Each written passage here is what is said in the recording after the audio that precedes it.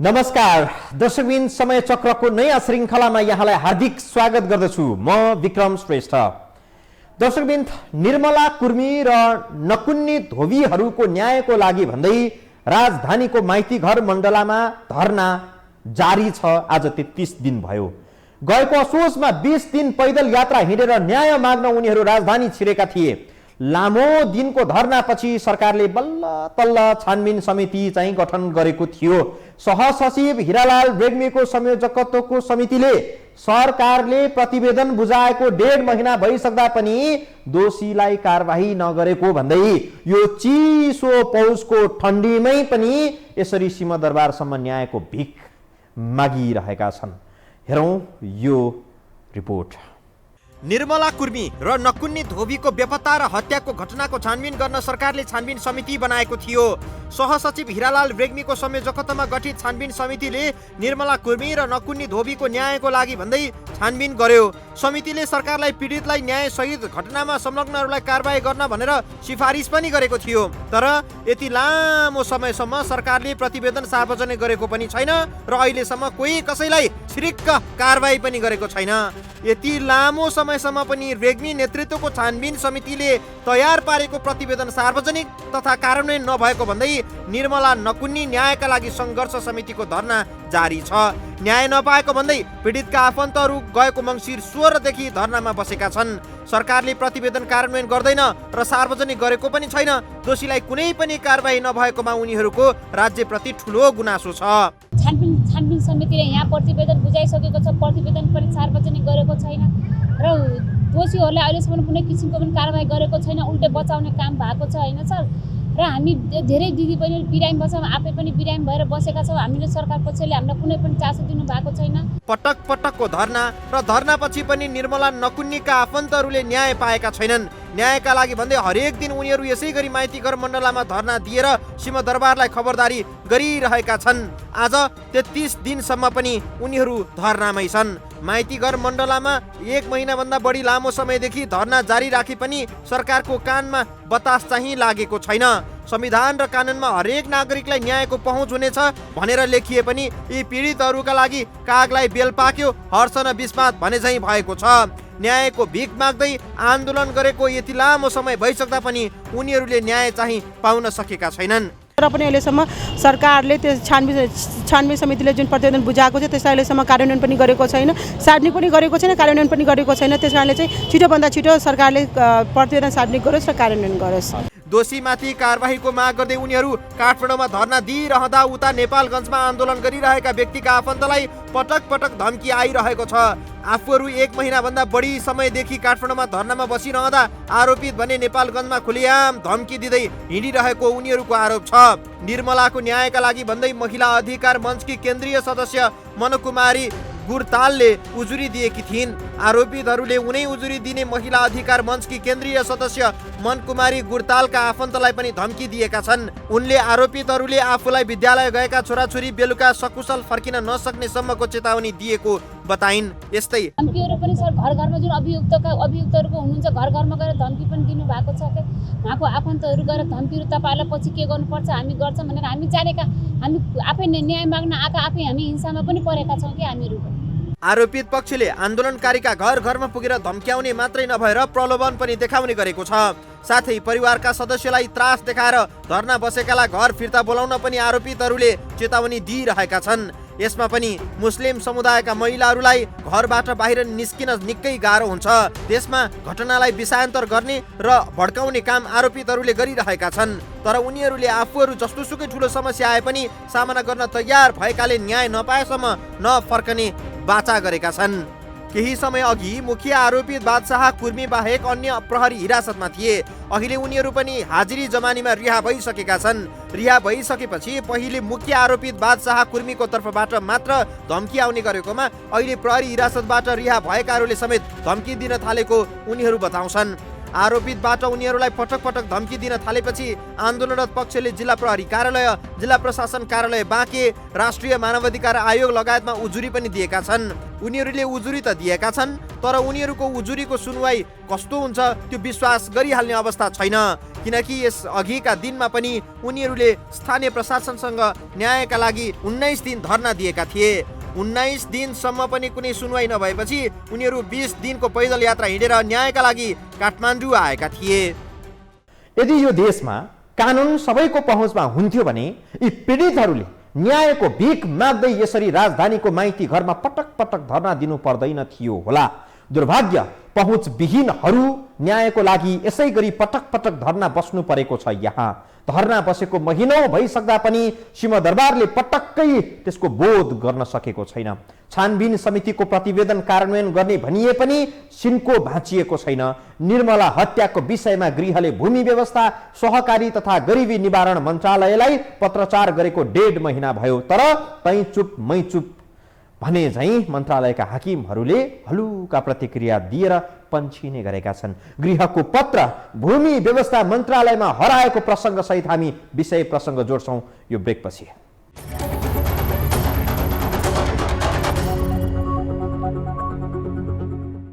समितिको प्रतिवेदन अनुसार गृह मन्त्रालयले गएको कार्तिक 28 मा भूमि व्यवस्था, सहकारी तथा गरिबी निवारण मन्त्रालयलाई पत्रचार गर्यो।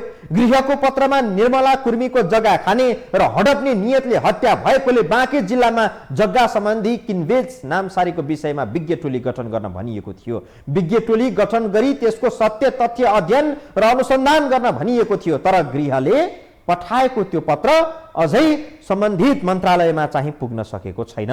मन्त्रालयका प्रवक्ता जनकराज जोशीले गृहले पठाएको पत्र प्राप्त नभएको हलुका ढङ्गबाट हामीलाई जवाफ दिएका छन्।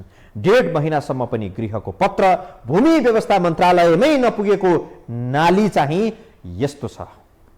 निर्मला कुर्मीलाई बेपत्ता बनाइएको घटनामा गृह मन्त्रालयका सहसचिव हिरालाल रेग्मीको संयोजकत्वमा गठित छानबिन समितिले बुझाएको प्रतिवेदन कार्यान्वयन गर्न भूमि व्यवस्था, सहकारी तथा गरिबी निवारण मन्त्रालयलाई पत्र पठाएको थियो।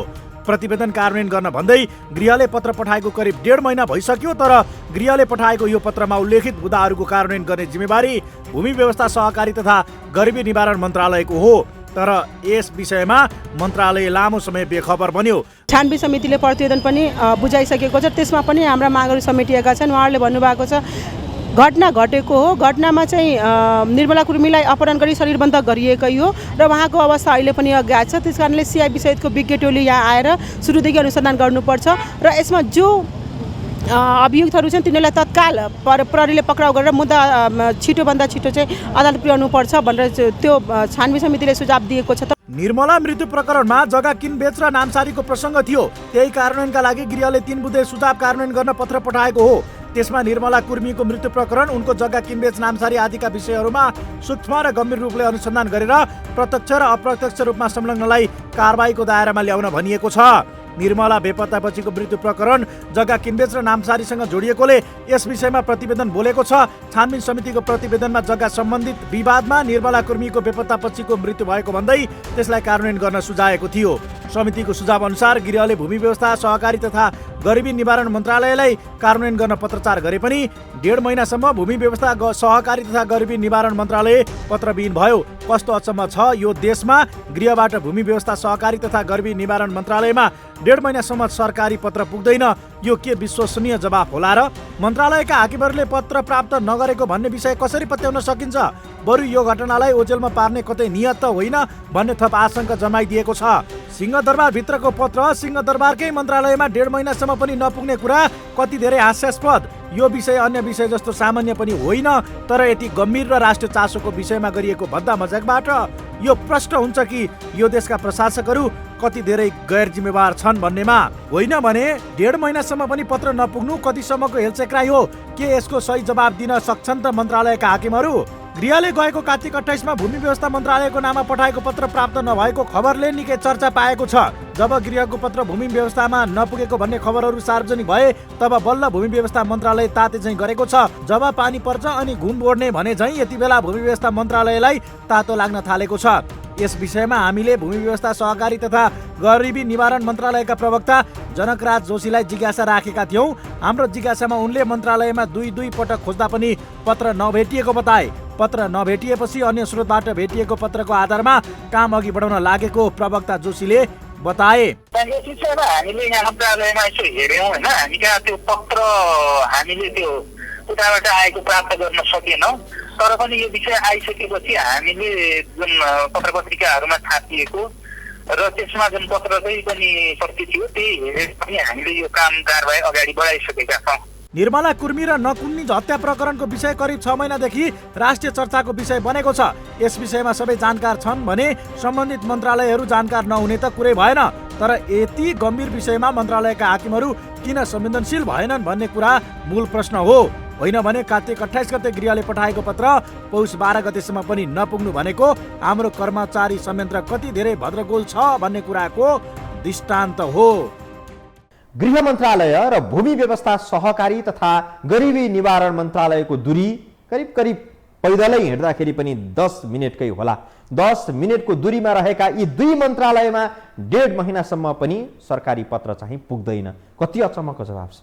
गृहको पत्र नपुगेकै कारणले निर्मला कुर्मी प्रकरणका कार्य अघि नबढेको मन्त्रालयका हाकिमहरूको जवाब छ। सिंहदरबारभित्रका मन्त्रालयमा पत्र पुग्न त 1.5 महिनाको अवधिले पुग्दैन भने हुम्ला डोल्पा भए कहिले पुग्थ्यो होला। पहुँचविहीनहरूले महिनौदेखि धरनामा बस्दा पनि सिंहदरबार यति निर्मम भएको छ कि मानौ उनीहरू यो देशका अनागरिक हुन्।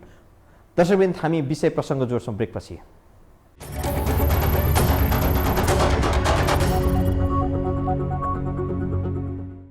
स्वर्गीय जनगायक जेबी टुकुरेको एउटा मर्मस्पर्शी गीत छ, लाखौंका लागि यो देश उजाड छ, मुट्ठी भरलाई त स्वर्ग छ। हो, मुट्ठी भरलाई यो देशमा कानुन लाग्दैन। उनीहरूले जे अपराध कर्म गरे पनि उनीहरूका विरुद्ध कानुन बोल्न डराउँछ, न्याय धर्म राउँछ अनि डगमगाउँछ। शक्ति, सम्पत्ति र सत्ताको अघि न्याय लगभग निरीह बनिदिन्छ। हो, आज विभेदकारी र अन्यायपूर्ण व्यवहारले निर्मला कुर्मी र नकुन्नी धोबीका आफन्तहरू गाउँदेखि राजधानीसम्म डाकु छाडेर चिच्याउन पनि सिंहदरबारले बोध गर्न सकेको छैन। उनीहरूको न्यायको याचनामा भने सोमबार पूर्व प्रधानमन्त्री डाक्टर बाबुराम भट्टराई पनि पुगे। डाक्टर भट्टराईले सत्ता निर्मम हुन्छ भन्दै दबावको लागि आफ्नो साथ रहेको जनमतको विकास गर्ने भन्दै आश्वासन पनि दिए ती धरना दिइरहेकाहरूलाई। यो देशमा कानुन छ, संविधान छ, शासन व्यवस्था छ, सबै छ। तर यहाँ पहुँचविहीन भुइँ मान्छेहरूका लागि केही पनि छैन र निर्मला कुर्मी र नकुन्नीका आफन्तले न्याय नपाएको हुनुपर्छ। न्यायको लागि भन्दै पहुँचविहीनहरू, पीडितहरू सयौं माइलको कठिनपूर्ण पैदल यात्रा गरेर राजधानी आउँदा पनि दोषीलाई कारबाही भएको छैन। सरकारी प्रतिवेदन गुपचुप राखिएको छ। गएको असोजमा निर्मला कुर्मी र नकुन्नी धोबी न्यायका लागि सङ्घर्ष समितिले आन्दोलन गर्यो, धरना बस्यो। त्यति गर्दा पनि सरकारले सुनवाई नगरेपछि उनीहरू अनसन बसे। त्यसपछि सिंहदरबारको आँखा खुलेपछि वार्ता भयो। वार्तापछि गृहका सहसचिव हिरालाल रेग्मीको संयोजकत्वमा समिति बनेर सरकारलाई प्रतिवेदन बुझाएको पनि 2 महिना भयो। तर न दोषी कारबाहीमा परेका छन्, न सरकारी प्रतिवेदन सार्वजनिक भएको छ। प्रतिवेदन कार्यान्वयन र सार्वजनिक नभएपछि पीडितहरू बाध्य भएर उही माइतीघर मण्डलामा धरना बस्न बाध्य भए। धरना बसेको पनि करिब 5 साता भयो, तर सरकारको कानमा बतास चलेको छैन। 1 महिना 3 दिन भयो हामी यहाँ निरन्तर बसिरहेका छौँ। अहिले पनि सरकारले हामीले निरन्तर व्यवस्था गरिरहेको छ र हाम्रा साथीहरू सबैजना हामी बिरामी छौँ। हामी बिरामी भइकन औषधिहरू खाइकन पनि हामी यहाँ बिहान 10 बजेदेखि साँझ 5 बजेसम्म, कहिले 6 बजेसम्म हामी बसेर न्यायको पर्खाइमा हामी छौँ।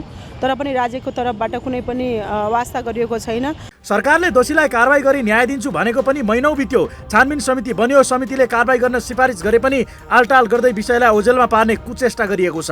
निर्मला नकुन्नीको न्यायका लागि जारी धरनामा पूर्व प्रधानमन्त्री डाक्टर बाबुराम भट्टराई पुगे। धरनाप्रतिको समर्थन रहेको बताउँदै डाक्टर भट्टराईले राज्यले सुनवाई गर्नुपर्ने बताए। राज्यको चरित्र निर्मम हुने भएकोले दबाब अझै जरुरी रहेको बताए। यसले पनि के देखाउँछ भने यी चाहिँ अलिकति ठुला पहुँचवालै मान्छेहरू छन् र तिनीहरूको विरुद्धमा जनमत सिर्जना गर्नुपर्छ र राज्यले चाहिँ यसरी चाहिँ अपराधीको पक्षमा उभिनु र जनतालाई सुरक्षा नदिनु गम्भीर गल्ती चाहिँ हुन्छ। त्यसको विरुद्धमा हामी आवाज उठाउँछौँ र मिडियाले पनि यो आवाज उठाइरहेको छ। संविधानले हरेक नागरिकलाई जे जे अधिकार दिएको छ ती सबै यी पीडितहरूका लागि फिक्का जस्तै भएका छन्। यदि त्यो संविधानमा लेखिएका ती वाक्यांशहरू निर्मला र नकुन्नीको न्यायको पक्षमा अक्षरंश पालना हुन्थे भने यी पीडितहरूले पनि यो देशमा राज्य छ, कानुन छ, अप्ठ्यारो पर्दा कानुन र राज्यले सघाउँछ भन्ने विश्वास पक्कै हुन्थ्यो होला। तर उनीहरू यसरी हरेक दिन न्यायको भिख मागेर सडकमै शरीर गल्दा समेत पनि सिंहदरबारका शासकहरूलाई पटक्कै बोध भएको छैन र त पीडितहरू यो लम्बितान सकसपूर्ण आन्दोलन गर्न बाध्य भएको हुनुपर्छ। यदि यो देशको संविधान र कानुन यी पहुँचविहीनहरूको लागि पनि संविधान र व्यवस्था हुन्थ्यो भने 6 महिनासम्म पनि न्यायको भिख माग्नुपर्ने नियति हुँदैन थियो होला। सायद 20 दिनको पैदल हिँडेरै सिंहदरबारलाई आफ्नो पीडा पोख्न पटक पटक धाउँदा पनि उनीहरूको पीडामा सरकारले मलहम लगाउन आनाकानी चाहिँ गरिरहेको छ। कानुनी राज्यको प्रत्याभूति दिने दायित्व सरकारको हो, तर उही सरकार अनेकन जालझेल र छलछाम गर्दै पीडितहरू न्याय होइन थप यातना दिएर यो दारुणिक र कारुणिक दृष्टान्त ठुलो हेर्न मिल्छ र? दर्शकवृन्द, आजलाई समय चक्र यति नै। हेरिदिनु भयो, धन्यवाद। बिदा दिनुहोस्। नमस्कार।